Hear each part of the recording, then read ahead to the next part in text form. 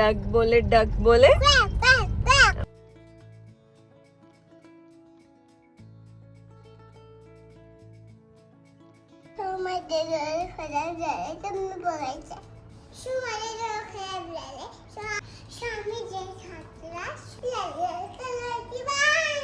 हे all very good morning to all of you. तुम्हा सर्वांचं एका नवीन ब्लॉगमध्ये खूप खूप स्वागत करते. आणि आता मी गाडीतनं ब्लॉग सुरू करते कारण आम्ही सकाळी सकाळी निघालेलो आहे. सकाळी नाही म्हणू शकत, ॲक्च्युली वेळ झाला कारण मी खूप लेट उठली आज. खूप कालपासून माझे डोळे इतके दुखत आहे आणि मला कुठेतरीच वाटलं की माझी झोप होत नाही म्हणून तसं होत आहे. म्हणून म्हटलं आज मी काहीही असू दे छान झोप घेते म्हणजे दिवसभर एनर्जेटिक काम करता येईल. सो डोळ्यांचा आमच्या घरात काय प्रॉब्लेम चाललाय माहित नाही. मी काल दिवसभर इतकं स्ट्रगल केलं म्हणजे स्वयंपाक करता करता माझ्या डोळ्यात पाणी येत होतं आणि दिवसभर असं वाटत होतं की फक्त झोपून जावं, तर डोळे दुखत होते. पण आता मी ओके आहे. रोशनचे मागच्या 8-10 दिवस झाले ना, 8-10 दिवस झाले डोळे, एक डोळा पहिले असा रेड झाला. मग एक दिवस आम्हाला वाटलं ठीक आहे यार, होतो कधीतरी झोपेत काहीतरी गेलं असेल, चावलं असेल. दुसऱ्या दिवशी तो जास्ती झाला तर मग आम्ही लगेच हॉस्पिटलमध्ये गेलो. 4-5 दिवसात काहीच कमी झालं नाही तर मग तो परत दुसऱ्या हॉस्पिटलमध्ये गेला. मग आत्ता त्याला बेटर वाटतंय आणि आम्ही तेवढी काळजी घेतली की त्याचा टॉवेल रुमाल वेगळा असावा, नाही हात नाही लावेल. पण ते कसं असतं, लक्षण असताना तिने काहीतरी कारभार केला असणार असं वाटतं. त्याला इन्फेक्शन झालं होतं डोळ्यामध्ये आणि एकाचं झालं तर झालं, दुसऱ्यालाही झालं होतं. मग म्हणजे दोन्ही डोळे त्याचे लालच होते मागचे 10 दिवस. हो हो. तर आत्ता ना अन्नाचा डोळा आम्हाला जरा छोटा वाटतोय सकाळपासून आम्ही उठली तेव्हापासून. मग आता आम्हाला एकदम नोटिसेबल वाटलं, तर जराच वाटतोय. पण आम्ही म्हटलं रिस्क नको, तर आपण डॉक्टरना दाखवून देऊ म्हणून आम्ही लगेच अपॉइंटमेंट घेतली आणि आता आम्ही चाललो आहे. तिचा डोळा दाखवून येतो आणि काय म्हणतात डॉक्टर काय नाही. म्हणजे आता असं झालं ना की म्हणजे मला झालं असतं चाललं असतं पण तिला नव्हतं व्हायला पाहिजे कारण आता लहान मुलं म्हटल्यावर ते किती ड्रॉप टाकेल किती काय ते माहिती नाही. बट टचवूड काही झालं नाही पाहिजे, लवकर जे काय ते शॉर्टकटमध्ये निपटलं पाहिजे म्हणूनच आम्ही पटकन निघालो. आम्हाला जरा असं होऊ शकतं की झोपेत पण सुजला असेल पण एक का सुजला मग असं वाटलं म्हणून म्हटलं चला, पहिलेच रोशनला होतं तर म्हटलं इन्फेक्शन होऊ शकतं एकामेकाचं, दाखवून देऊ. सो दाखवते मी तुम्हाला नानूचा डोळा कसा झाला. दाखव डोळा. असं काही करायची गरज नाही तुला. नॉर्मल आम्ही तिला ते माझं म्हणते दाखवून आणून डोळा त्याचा ती असं करून. हे बघा एक इकडचा डोळा छोटा वाटतोय जरा आणि थोडीशी रेडनेस पण वाटली. हात नाही लावू बेटा, हात नाही लावू. आणि नानूशी गुड गर्ल सारखी डॉक्टरांकडे छान डोळा दाखवणार आहे हो ना. हा. सो आता आम्ही चाललोय. लेट्स सी काय म्हणतात डॉक्टर ते पण सांगते, प्लस त्याचबरोबर आजचा दिवस कसा जातो हे तुमच्याशी आजच्या व्लॉगमध्ये शेअर करते. सो व्हिडिओ शेवटपर्यंत नक्की बघा आणि आवडला तर लाईक शेअर सबस्क्राईब करायला मात्र विसरू नका. हा अजून म्याऊ बोले म्याऊ बोले, सॉरी कॅट बोले कॅट बोले, डक बोले डक बोले. Very good. हे खूप क्यूट वाटतं नानू म्हणतं तेव्हा क्वॅक क्वॅक क्वॅक. कसं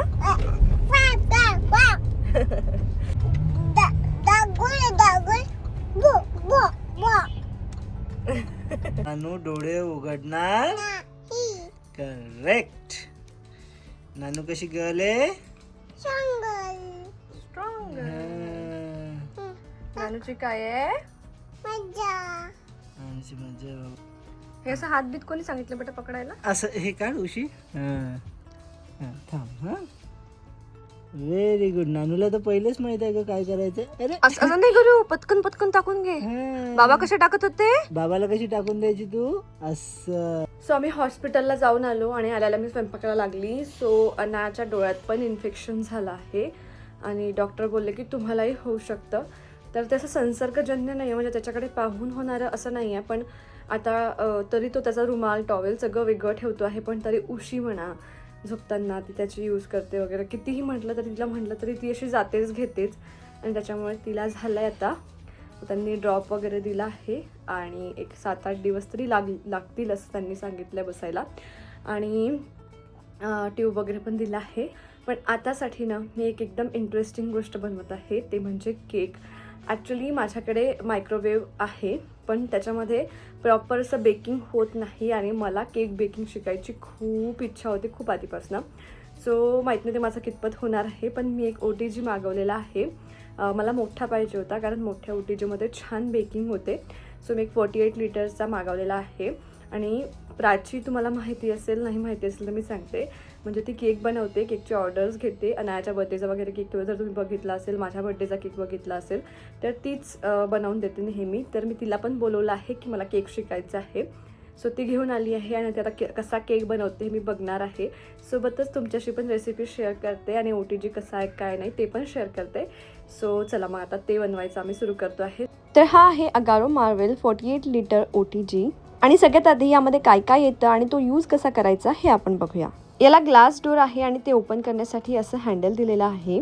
खाली आणि वर 3 हिटिंग एलिमेंट्स दिलेले आहेत आणि सोबतच यामध्ये 4 चॅनल्स सुद्धा मिळतात. सोबतच यामध्ये हा बेकिंग पॅन सुद्धा मिळतो. आपल्याला जर ग्रिलिंग करायची असेल तर आपण सगळ्यात वरच्या चॅनलमध्ये याला लावू शकतो आणि जर का आपल्याला कुकीज बनवायच्या असेल किंवा पिझ्झा बेक करायचा असेल तर आपण याला 2nd नंबरच्या चॅनलमध्ये लावू शकतो. आणि त्याचसोबत आपल्याला ही बार्बेक्यू ग्रिल सुद्धा मिळते आणि ही खूप जास्त इम्पॉर्टंट आहे कारण सगळे केक बेक करण्यासाठी आपल्याला ही खूप जास्त युजफुल होते. आणि सोबतच ट्रे हँडल सुद्धा मिळतो जो बेक पॅन आणि बार्बेक्यू रॅक दोन्हीसाठी परफेक्ट आहे. एकदा व्यवस्थित फसला की तो अजिबात निघत नाही.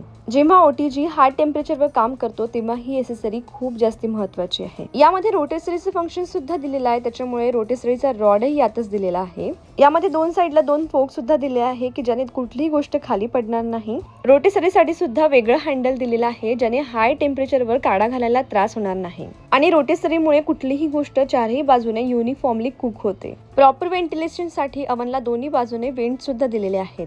आणि आता महत्त्वाचं आहे की या OTG मध्ये आपण कुठले युटेन्सिल्स यूज करू शकतो. तर आपण सिलिकॉन यूज करू शकतो, सिरामिक यूज करू शकतो, stainless steel, aluminium, cast iron अशी सगळी भांडी आपण यामध्ये यूज करू शकतो. आणि एवढंच नाही तर यामध्ये आपण टफन ग्लास सुद्धा यूज करू शकतो.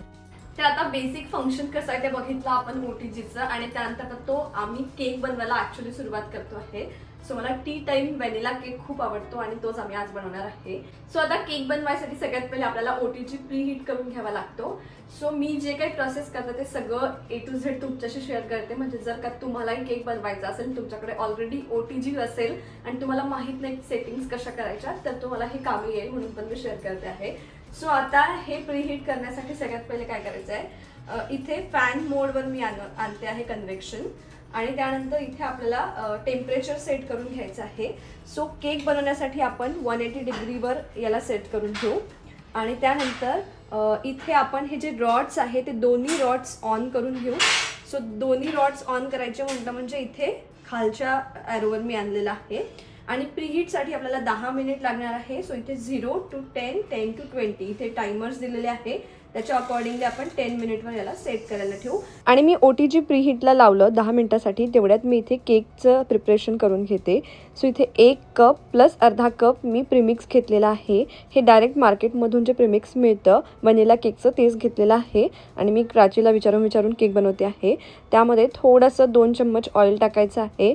सोबत जो केक टीन होता त्याला मी ऑइल सगळ्याकडे स्प्रेड करून घेतलं. प्रीमिक्समध्ये व्हॅनिला एसेन्सचे 2-3 ड्रॉप टाकले आणि आता थोडं पाणी टाकून ते मिक्स करून घ्यायचं आहे.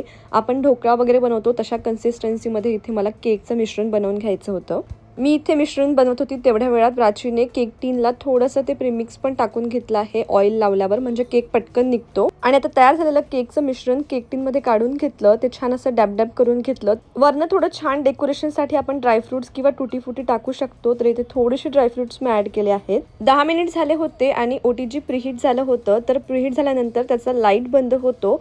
त्यानंतर आपण ते ओपन करून त्यामध्ये केक टीन ठेवायचं. आता यावेळी ही OTG बऱ्यापैकी गरम असतं तर सगळी प्रोसेस थांबवून आपल्याला करायची आहे. बाकी OTGच्या सेटिंग्स आहे तशाच ठेवायच्या, फक्त आपल्याला टायमर वाढवून घ्यायचा आहे. आणि आता केक बेक होण्यासाठी 35 ते 40 मिनिटं लागतात. सो इथे मी 40 मिनिटावर टायमर सेट करून घेतलेला आहे. केक बेक होतो आहे आणि इथे मी पनीर बार्बेक्यू बनवणार आहे. सो त्याच्यासाठी मग तयारी झाली आहे. सो माझ्याकडे शिमला मिरची नाही आहे आता, तर मी कांद्यावर काम चालवणार आहे. नानू 1 मिनिट थांबेल हां. आणि थोडंसं याच्यामध्ये मी बेसन ॲड करते आहे. कोटिंग छान येते याने. नानूला केक खायचा आहे ना. नानू कालपासून पाची अंती कधी येणार आहे, केक कधी बनवणार आहे हेच चाललंय तिचं. थोडीशी हळद मी टाकली, रेड चिली पावडर, मीठ मी टाकलं आहे, थोडंसं ऑइल स्प्रे करते. त्यानंतर यामध्ये 2 चम्मच दही टाकलेला आहे, थोडासा चाट मसाला टाकला आणि सगळं छान मिक्स करून ठेवलं. सो हे मॅरिनेट करायला ठेवलेलं आहे जोपर्यंत केक बेक होतो आहे. आणि या OTG बद्दल सगळ्यात खास गोष्ट सांगायची म्हटली तर हा 48 लिटरचा आहे, त्यामुळे लार्ज क्वांटिटीमध्ये कुकिंग करता येतं. स्पेशली फॅमिली मील्स किंवा गेस्ट आले असतील तर हा साईज खूप जास्त युजफुल आहे. या OTG मध्ये रोस्टिंग, बेकिंग, ग्रिलिंग आणि टोस्टिंग हे सगळं मोड्स अवेलेबल आहेत. केक पासून तर सँडविचेस आणि ग्रिल रेसिपीज पर्यंत सगळं काही बनतं. आणि यात कन्व्हेक्शन मोड आहे, त्यामुळे हॉट एअर इव्हनली सर्क्युलेट होते, त्यामुळे बेकिंग पण परफेक्ट होते. टेम्परेचर 100 डिग्री ते 250 डिग्री पर्यंत ॲडजस्ट करता येते, त्यामुळे डिफरंट रेसिपीजसाठी प्रॉपर कंट्रोल मिळतो. टायमर संपला की बेल वाजते आणि लाईटही बंद होते. सो आपला केक बेक होऊन तयार आहे.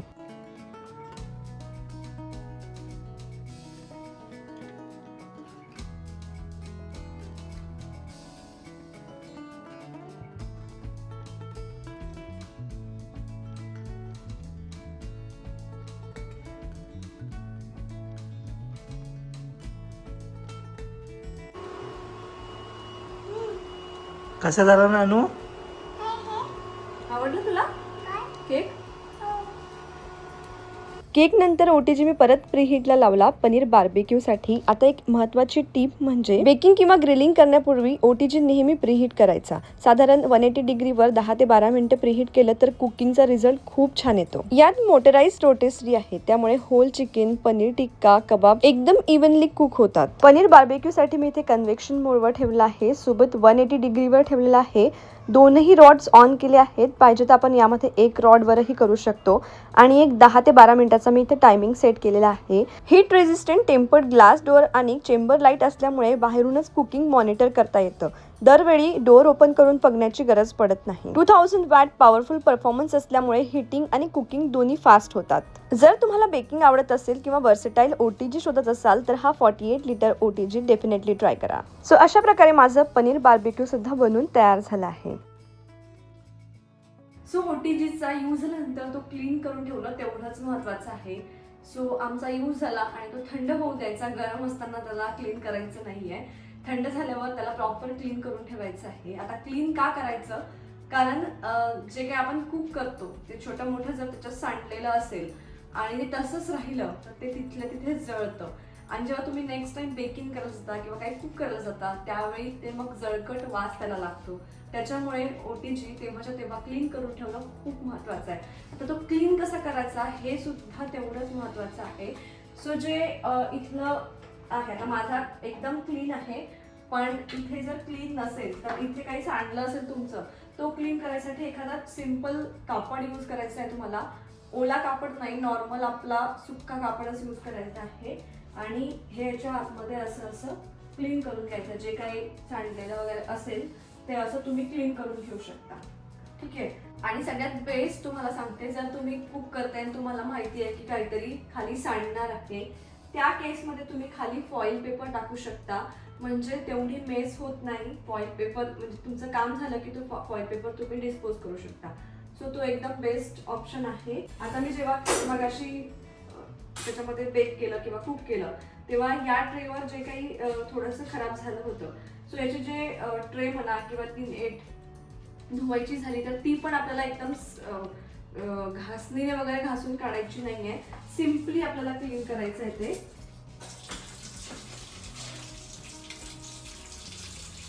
किंवा एखाद्या सॉफ्ट रबरने तुम्ही धुवू शकता, म्हणजे सॉफ्ट घासणीने तुम्ही घासू शकता.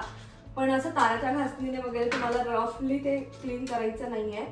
सो क्लीन करून झाल्यावर तुम्हाला याची पण काळजी घ्यायची आहे की जे काही युटेन्सिल्स आपण OTGचे आहेत ते क्लीन करतोय ते प्रॉपर ड्राय झाले पाहिजे. ओले त्याच्यामध्ये आपण यूज करू शकत नाही. सो प्रॉपर ड्राय करायचे आणि मगच ते पुढच्या यूजला घ्यायचे.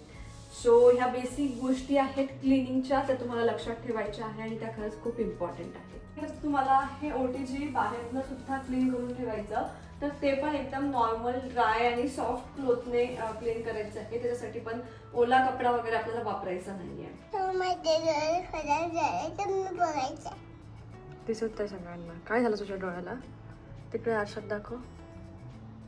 काय झालं तुझ्या डोळ्याला?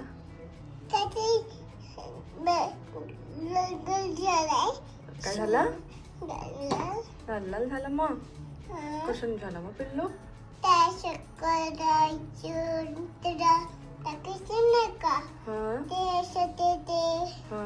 पण तू ड्रॉपच तर नाही टाकू देते पिल्लू आली त्यापासून. तू बाबाला मला ड्रॉपच तर नाही टाकू दिला, मग तुझा डोळा बसेल कसा? असाच कशा बसेल? नाही बाबा, ड्रॉप टाकायचा असतो. बाबाने कसा ड्रॉप टाकला होता?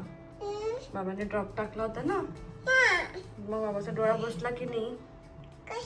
छान झालं ना आता. असं कसं होईल पण? आणि संध्याकाळी जेवण बनवायचा खरंच खूप कंटाळा आला होता, म्हणून घराबाहेर पडलो. एका नवीन ठिकाणी गेलो होतो, पण मला हे जेवण अजिबात आवडलं नाही. भाजी खूप जास्ती मसालेदार होती की मी यातलं काहीच खाऊ शकले नाही. हार्डली कशी बशी मी एक पोळी खाल्ली, अनाया तर काहीच जेवली नाही. आणि तिथेच आम्हाला थोडंसं जाणवलं की तिला ताप वाटतो आहे, तिची तब्येत बरी वाटत नाही आहे. तोपर्यंत ती एकदम ओके होती म्हणून आम्ही बाहेर पडलो, पण तिथे थोडा तिला ताप यायला लागला होता. आणि मला रोशन नेहमी म्हणतो की तुला त्याच ठिकाणचं खायचं असतं, तू नवीन ट्राय करत नाही. आणि याच कारणास्तव मी नवीन ट्राय करत नाही, कारण मग चांगलं मिळालं नाही तर पोटभर जेवण पण होत नाही. येस, सो आत्ता जस्ट मी घरी आली. दिवस अगदी कसा गेला ना तो कळलाच नाही. आता पहिले तर मी बडबड करणार आहे. आणि प्रॉब्लेम काय झाली आहे माहिती आहे का, म्हणजे मला कळत नाही की हे तुम्हाला आवडतं की ते तुम्हाला आवडतं आहे. म्हणजे अशा कॉमेंट्स येत नाही, आणि जी आली त्याला पण मी निगेटिव्हली घेत नाही, किंवा कारण त्या नेहमीच माझ्या व्हिडिओजवर चांगल्या कॉमेंट्स करतात. पण मला कुठेतरी वाटलं की म्हणजे कुठेतरी बघा, असं नाही आहे की मी निगेटिव्ह घेत आहे, पण मला कुठेतरी ते बरोबर नाही वाटलं बोलणं. सो म्हणून मी ते बोलते आहे की एका ताईंची कमेंट होती की नुसती का बडबड करते, व्लॉग म्हणजे दाखवत जा, गोष्टी दाखवत जा. शॉपिंगला गेली आहे तर बाहेर गेली आहे तर बाहेरचे व्हिडिओज घेत जा. सो इथपर्यंत ठीक होतं, मला प्रॉब्लेम नाही या सेंटेन्सची. ब्लॉगरमध्ये मग हे म्हटल्यावर मला जरा वाटलं की नाही यार तुम्ही थोडं जास्ती बोलताय. का बरं? कारण सांगते. जर तुम्हाला नाही आवडत आहे माझी बडबड आणि ते तुम्ही व्यक्त केलं शब्दांमध्ये तिथपर्यंत ठीक आहे. पण जर तुम्ही म्हणता की अरे स्वतःला ब्लॉगर म्हणते आणि ते व्हिडिओज पण घेत नाही बाहेर जाते तेव्हा, हे म्हटलं तर जरा मला नाही पटलं. पण मी निगेटिव्हली न घेता तुम्हाला त्याचं कारण पण सांगते, म्हणून मी त्याच्यावर बोलते आहे. सो पहिले तर खूप लोकांना मी असं समोरनं कॅमेराच्या बोलते एखाद्या विषयावर, किंवा एखाद्या माझ्या मनातल्या ज्या गोष्टी असते त्या सांगते, किंवा मला काय वाटतं, किंवा मी काय दाखवणार आहे, किंवा मी कुठल्या गोष्टीसाठी एक्सायटेड आहे, किंवा पुढे काय करणार आहे, जे काही असेल. व्लॉग्स म्हटलं म्हणजे आपण यू गाईज आर कनेक्टेड, आणि मग पुढे काय होणार आहे हे जाणून घेण्यासाठी तुम्ही पण एक्सायटेड असतात माझ्या लाईफमध्ये, आणि ते पण मला कितपत शेअर करावं वाटलं ते मी तुमच्याशी करत असते. सो त्याच्यासाठी मला असं बोलून दाखवणं आवश्यक आहे, म्हणजे कॅमेरासमोर बोलणं गरजेचं आहे, तेव्हाच मग तुम्हाला कळेल ना गोष्टी. आणि मी जर नुसतं दाखवत आहे हे करताय ते करताय ते तर मी दाखवतेच जेवढं मी करू शकते, जेवढं मी करते आहे. पण मग त्या व्यतिरिक्त लॉंग व्हिडिओजमध्ये यानेच कनेक्ट होतो तुमचा आणि माझा, की मी काहीतरी तुम्हाला गोष्टी शेअर करते. आता जेव्हा मी बाहेर जाते ना तेव्हा मी व्हिडिओ शूट करण्याचा प्रयत्न करते. पण कसं आहे, रोशनला म्हणजे माझा व्हिडिओ घेण्यासाठी रोशन असतो, आणि रोशनला फार व्हिडिओज बाहेर घ्यायला नाही आवडत. त्याचं म्हणणं असं आहे की आपण ब्लॉगर आहे, सगळे ब्लॉगर नाही आहेत, किंवा आपली पर्सनल लाईफ आपण इथे शेअर करतो आहे. प्रत्येकालाच एवढ्या पब्लिक प्लॅटफॉर्मवर यायला आवडेल की नाही सांगता येत नाही. एखाद्या एक्झिबिशनला किंवा गेलो, किंवा एखाद्या शॉपमध्ये गेलो, तर आपण असा कोणाचं लक्ष नसताना व्हिडिओ घ्यायचा, आणि किंवा कोणाचं लक्ष असताना पण घ्यायचा. त्यांना वाटेल की आपण नॉर्मली घेतोय, त्यांना माहिती नाही आपण ब्लॉगर आहे, आणि तो आपण आपल्या प्लॅटफॉर्मवर टाकायचा. मग कधीतरी त्यांना दिसेल आणि त्यांना असं वाटेल, दिसणार नाही किंवा दिसला पण त्यांना ऑब्जेक्शन असेल त्या गोष्टीबद्दल की नाही मला नव्हतं यायचं सोशल मीडिया प्लॅटफॉर्मवर, मग तुम्ही कोण मला व्हिडिओमध्ये घेणार आहे. सो बहुतांश वेळ जिथे पॉसिबल होईल व्हिडिओ नाही घ्यायचा तिथे मी नाहीच घेत, आणि कुठे घेतला तर मी विचारून घेते की चालेल का तुम्हाला व्हिडिओत आलेलं, मी यूट्यूबर आहे. जर त्यांना ओके असेल तरच मी व्हिडिओ घेते, कारण ही प्रत्येकाची आपली पर्सनल चॉईस आहे की त्यांना पब्लिक प्लॅटफॉर्मवर यायचं आहे किंवा नाही यायचं आहे. म्हणून मी बाहेर गेल्यावर जरा व्हिडिओ अवॉइड करते. माझ्यापेक्षा जास्ती रोशनला नाही आवडत. सोसायटीमध्ये पण आता खाली प्रोग्राम्स असतात वगैरे, खूप आम्ही मजा करतो, खूप चांगलं असतं, म्हणजे प्रोग्राम्स आम्ही एन्जॉय करतो, डान्स करतो, सगळं करतो. पण मी तेव्हा व्हिडिओ शूट नाही करत गणपतीच्या वेळेस किंवा नवरात्रीच्या वेळेस, कारण सगळ्यांनाच कम्फर्ट नसतो व्हिडिओमध्ये यायसाठी. ती एक गोष्ट आहे. आणि आता दुसरी गोष्ट म्हणजे आता मी साड्यांच्या 3 दुकानांमध्ये गेले, 3ही दुकानांमध्ये व्हिडिओ अलाउडच नव्हते घ्यायला. तिथे डिरेक्टली होतं की कॅमेरा नाही ओपन करायचा.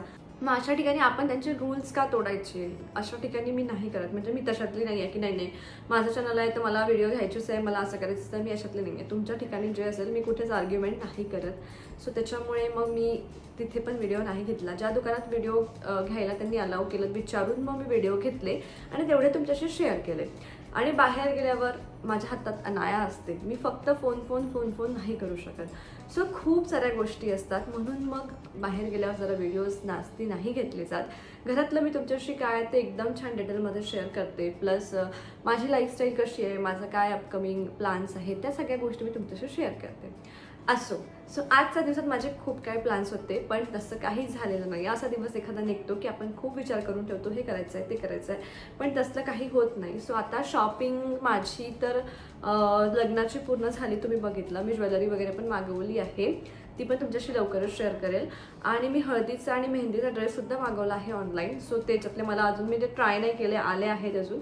सो ते मला ट्राय करून बघायचं की मला कुठला चांगला वाटतो. मी 2-3 ऑप्शनल जास्ती मागवलेले आहेत. अनायाची शॉपिंग पण झाली आहे, तिचे पण ड्रेसेस मागवले. सो ते तुम्हाला मी आत्ता दाखवते, कारण ते आले आहेत, आजच आले आहेत. आणि त्यानंतर रोशनची शॉपिंग राहिली होती, तर रोशनच्या शॉपिंगसाठी आज आम्ही जाणार होतो, पण काही कारणास्तव काही झालं नाही. दिवसभर माझा OTGमध्ये केक बनवण्यात, पनीर बनवण्यात, खाण्यात पिण्यात, मग माझे फ्रेंड्स आले होते, प्राची आली होती, तुम्हाला सांगितलं. मग त्यांच्यामध्ये वेळ गेला बऱ्यापैकी. आणि 5 कसे वाजले कळलंच नाही. आणि अनायाच्या डोळ्यामुळे पण जरा तिला बरं वाटत नव्हतं, म्हणून पण आम्ही विचार केला की नको, जाऊ दे, तिला त्रास होईल उगाच. आणि विकेंडला बाहेर एवढी गर्दी असते, सो आम्ही जरा अवॉइडच केलं जाणं. पण उद्या ते जाऊन आम्हाला करायचं आहे. रोशनचे कपडे राहिले आहेत अजून, ते घ्यायचे आहे. सो अनायासाठी मी हळदीचा आणि लग्नाचा ड्रेस मागवला आहे. रिसेप्शनसाठी पण मागवला होता, पण तो तिला लूज होतो आहे, तर माझ्याकडे दुसरे ऑप्शन्स आहेत, तर मी त्यातला एखादा तिला घालेल. आणि जर ते पण नाही चांगलं वाटलं तर नागपूरला गेल्यावर मी काहीतरी तिच्यासाठी अजून ड्रेस वगैरे घेईल. आणि तुमच्या सर्वांच्या नेहमी खूप रिक्वेस्ट असतात की अनायाचा ड्रेसचं कलेक्शन दाखव. सो मी एकदा त्याच्यावर व्हिडिओ बनवला होता अनायाच्या ड्रेसेसच्या कलेक्शनचा, पण बघा कसं सगळ्यांनाच बाळा नाही आहे, तर सगळ्यांनाच ते बघायला नाही आवडत. पण तरीही मी बनवला असता. पण काय होतं ना, मी एका वेळी बल्कमध्ये ड्रेसेस तिच्यासाठी नाही घेत. मग जे ऑलरेडी यूज करतोय ते जुने झाल्यासारखे वाटतात, आणि जे नवीन येतात मग ते 2-4 व्हिडिओसाठी मी काय हॉल व्हिडिओ बनवू ना. सो असे म्हणजे मी एक सोबत सगळे ड्रेसेस नाही मागवत. सो असे मध्ये मी मागवत असते.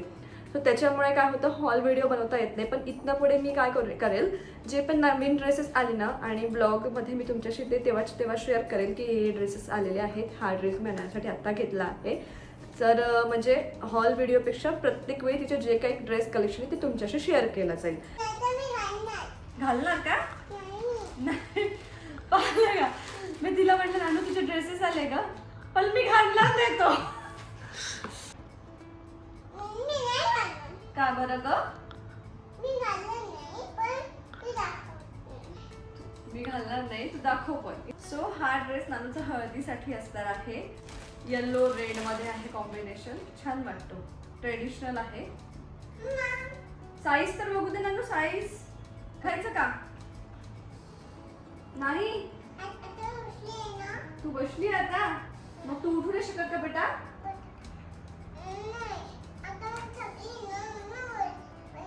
काय केलं मग तू थकण्यासारखं?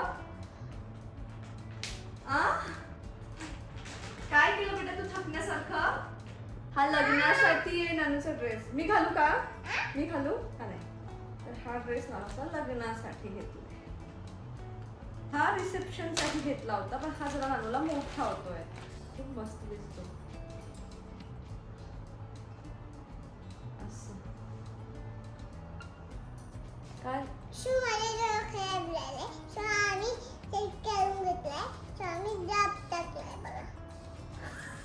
अरे बापरे नानू, हे तर मम्माची 100% कॉपी होती.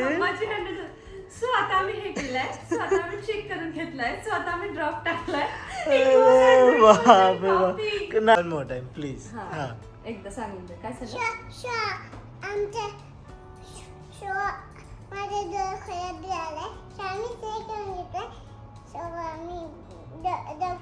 डॉक्टरनी दाखवून दिलंय आम्हाला. नानू डॉक्टरनी आम्हाला दाखवलं की आम्ही डॉक्टरला दाखवलं ग?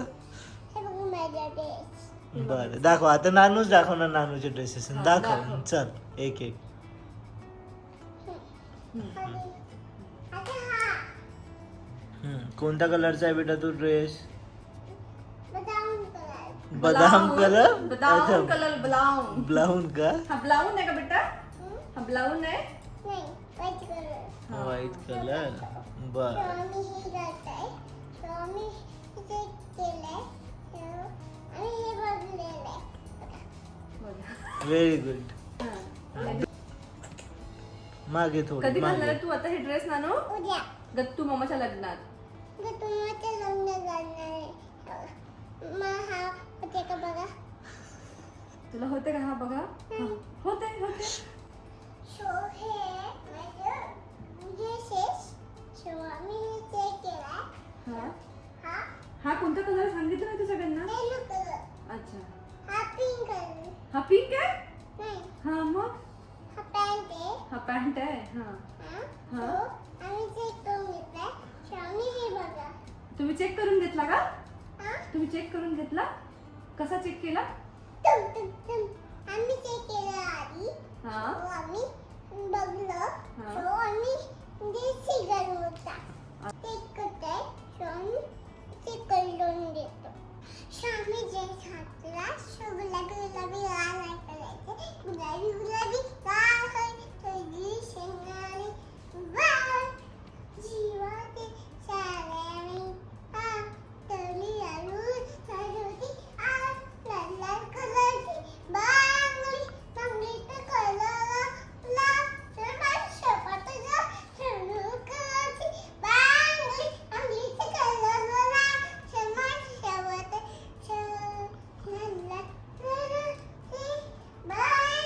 मला आवडला का हा ड्रेस? आवडला? लाल लाल कलरची बांगडी बांगडीचा कलर लाल समाज शेवट बस बस. आता दुसरा ते तू है तो म्हणू शकते का तू नानू आता? तू हे तर म्हणते का? दुसरा बर पण घालायचं आता? नाही नाही हे नाही नानू. तू है तो दिल धडकता है कोण म्हणणार? किती सुंदर दिसत आहे ना? अच्छा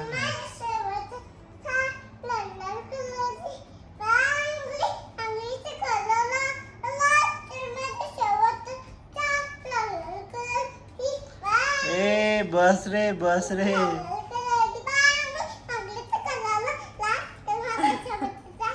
नानूला नानूला ते येतच नाही अंकित. तू है तो दिल धडकता नाही है येत नानूला? विसरले नानू. तुला माहिती आहे नानूसाठी मम्माने न्यू हेअर किट घेतलंय, दाखवू का? स्वामी ते घेतले ड्रेस. स्वामी एंजल काय ग? हे काय आहे तुला? बटरफ्लाय. हा बटरफ्लाय. आता काय बटरफ्लाय. आता हा पण घालायचा ना. तो नाही तो आता हे मॅचिंग मॅचिंग घालायचं ना आपण. क्राऊन क्राऊन नंतर. आता किती क्यूट दिसतंय. बघू का नानू मला पण? हे पण घालायचं. नाही ना बेटा, एका वेळी दोनच लावायचे असतात. चांगलं बांगड्या व्हेरी गुड बेटा. बस चला सगळ्यांना बाय गुड नाईट करून जातो. Good night. Bye good night. आमचा ब्लॉग आता मी संपवतो. मला इथेच सांग. सांग माझा शो संपला. संपला. Bye good night. Good night.